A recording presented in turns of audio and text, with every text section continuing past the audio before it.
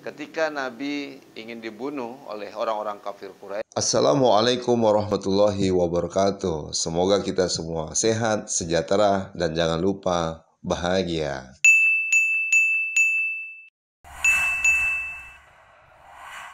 Assalamualaikum warahmatullahi wabarakatuh. Alhamdulillahirabbil alamin. Allahumma sholli ala Sayyidina Muhammad wa ala ali Sayyidina Muhammad. Sahabat semua, kembali kita bersyukur kepada Allah atas nikmat umur yang masih Allah berikan hingga hari ini. Dan hari ini adalah hari Jumat, di mana kita melaksanakan ibadah Jumat yang pertama di bulan suci Ramadan tahun 1442 Hijriah.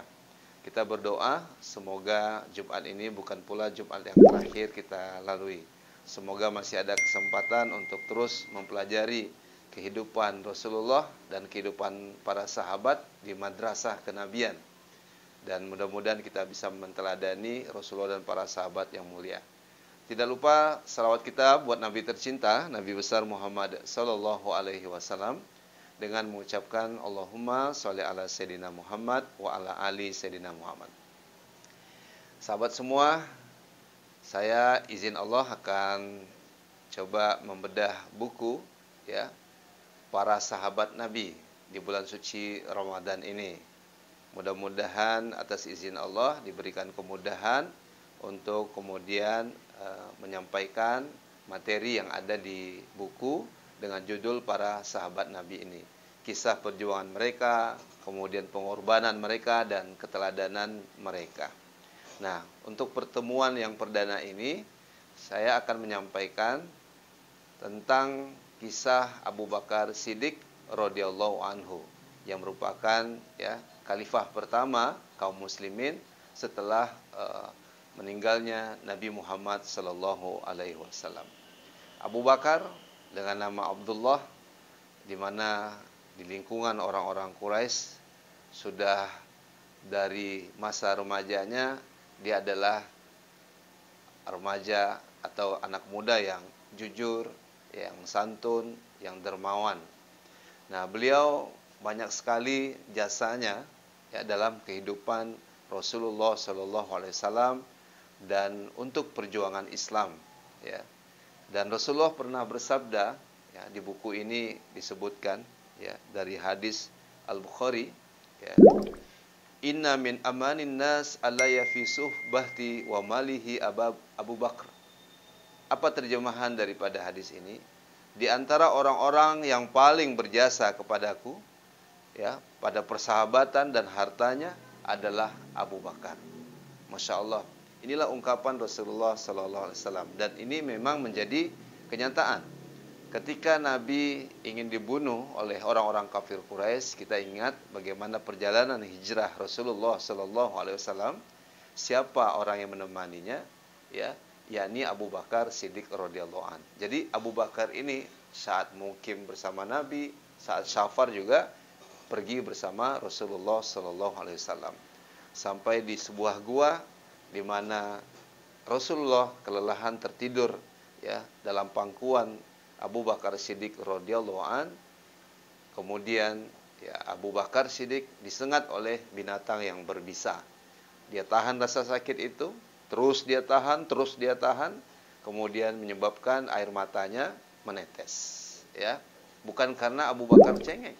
Abu Bakar itu adalah orang yang paling berani di medan perang, peperangan yang dilalui oleh Abu Bakar Siddiq radhiyallahu anhu karena menahan bisa saja ya oleh sengatan binatang yang berbisa ini. Lalu tetesan air itu mengenai pipi Nabi Shallallahu Alaihi Wasallam yang membuat beliau terbangun. Lalu menanyakan perihal hal ini kepada Abu Bakar Siddiq radhiyallahu anhu dan atas izin Allah, atas doa Nabi Shallallahu Alaihi Wasallam, kemudian Abu Bakar sembuh kembali ya atas doa Nabi dan tentu atas izin Allah Subhanahu wa taala. Yang kedua, Siddiq itu adalah jujur, yang membenarkan, dan beliau dikenal dengan Abu Bakar ya. Jadi bapak yang tidak menunda kebaikan ya, mengawali, menyegerakan kebaikan-kebaikan itu ya. Nama yang diberikan oleh Rasulullah Sallallahu Alaihi Wasallam. Nah, yang kedua peristiwa Isra dan Mi'raj. ketika Nabi diberangkatkan ya, diperjalankan, subhanallazi bi asra bi abdihi laila minal masjidil haram ilal masjidil aqsa. Ketika dia kembali ya dari Masjidil Haram ke Masjidil Aqsa, kemudian sampai ke Sidratul Muntaha menjemput perintah salat, siapa yang mengimaninya, siapa yang mempercayai peristiwa ini, dialah Abu Bakar Siddiq radhiyallahu an. Maka diberilah gelar As-Siddiq ini. Nah, sahabat semua, mungkin karakter Abu Bakar masih jauh daripada kita. Kalau kita masih hitung-hitungan, ya, beliau adalah saudagar, beliau adalah pedagang yang sangat dermawan sekali. Kalau kita sering merisaukan tentang rezeki kita, was-was, sementara rezeki kita tak terbatas. Begitu pula, ya, rezeki yang diberikan Allah kepada Abu Bakar Siddiq radhiyallahu an, karena beliau adalah orang dermawan. Orang yang gemar menyantuni anak yatim, orang yang gemar memberikan bantuan kepada fakir miskin, menjenguk orang sakit, menyelenggarakan jenazah, ya, menolong orang-orang yang lemah gitu.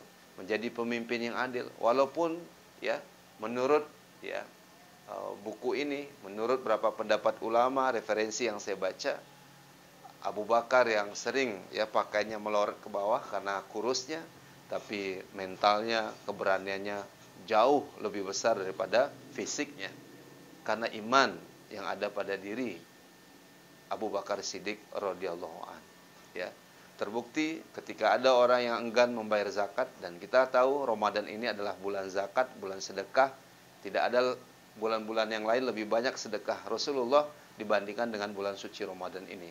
Dan Abu Bakarlah orang yang kemudian mengatakan akan berperang kepada orang-orang yang tidak atau enggan membayar zakatnya. Akibatnya apa? Kesejahteraan, ya, kemakmuran di masa kepemimpinan Abu Bakar Siddiq radhiyallahu an. Sahabat semua yang senantiasa dirahmati dan diberkahi Allah Subhanahu wa taala, jadi ada keteguhan hatinya untuk memperjuangkan kebenaran, ada keberanian ya untuk menjalankan kebenaran itu, ada kedermawanan pada dirinya, ada kesantunan, dan Abu Bakar adalah sahabat Nabi yang mudah menangis, mudah meneteskan air mata ya ketika melihat ada orang yang susah, kesulitan. Bahkan Abu Bakar Siddiq radhiyallahu an ya sangat takut kepada Allah Subhanahu wa taala ya, sangat kemudian ya berhati-hati apa yang dia makan. Nah, dia mewasiatkan kepada Aisyah putrinya, jika ada ya bejana yang terpakai atau kemudian benda-benda lain yang digunakan yang bukan haknya, maka kembalikanlah ke Baitul Mal. Nah, berbeda dengan kita yang hari ini. Mungkin ada hak-hak orang yang kita gunakan, yang orang terzolimi karena kita.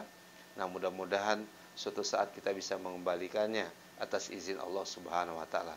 Karena kedermawanannya, karena keteguhan hatinya, karena keimanannya, kejujurannya dan keberaniannya, kebaikan-kebaikan yang beliau lakukan ketika beliau telah meninggalkan dunia ini, maka berbondong-bondong orang untuk kemudian mendoakan Abu Bakar Siddiq radhiyallahu anhu. Madinah diselimuti oleh kesedihan yang luar biasa. Sabiqunal awalun, ya, beliau adalah generasi pertama yang menikmati di madrasah kenabian bersama Nabi Shallallahu Alaihi Wasallam, kemudian memperjuangkan dirinya, ya, hartanya di jalan Allah Subhanahu Wa Taala. Nah, akhir kehidupannya dia adalah hamba Allah yang menemui ya takdirnya sebagai syuhada, ya, dan kita yakin beliau akan bersama Rasulullah Sallallahu Alaihi Wasallam. Kisah pendek dari Abu Bakar Siddiq radhiyallahu anhu ini di channel Abi Yudi Official, semoga menjadi pelajaran khususnya bagi generasi muda, ya, teguhkan hati kita untuk melakukan hal-hal yang baik. Kita tidak minta penghargaan dari manusia, tapi kita akan mendapatkan balasan dari Allah Subhanahu wa taala atas kebaikan, kemanfaatan yang kita lakukan sebagaimana Abu Bakar Siddiq radhiyallahu an. Yang kedua, bagi generasi muda, teladanilah ya karakter kepribadian sahabat yang merupakan ya khalifah yang pertama ini yang dikenal dengan jujurnya.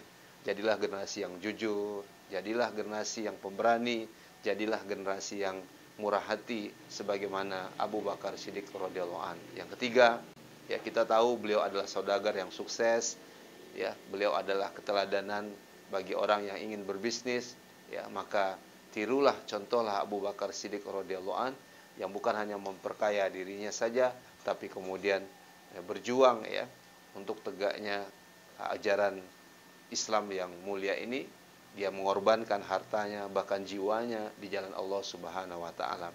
Kemudian yang paling penting lagi, ya, ketika kita diamanahkan menjadi pemimpin, maka keteladanan di samping mencontoh Rasulullah sallallahu alaihi wasallam, tentu kita menteladani kepemimpinan Abu Bakar Siddiq radhiyallahu an, yang rendah hati, yang kemudian teguh pendirian, yang pemberani, yang adil, dan banyak sekali ya kelebihan-kelebihan sifat daripada Abu Bakar Siddiq radhiyallahu an.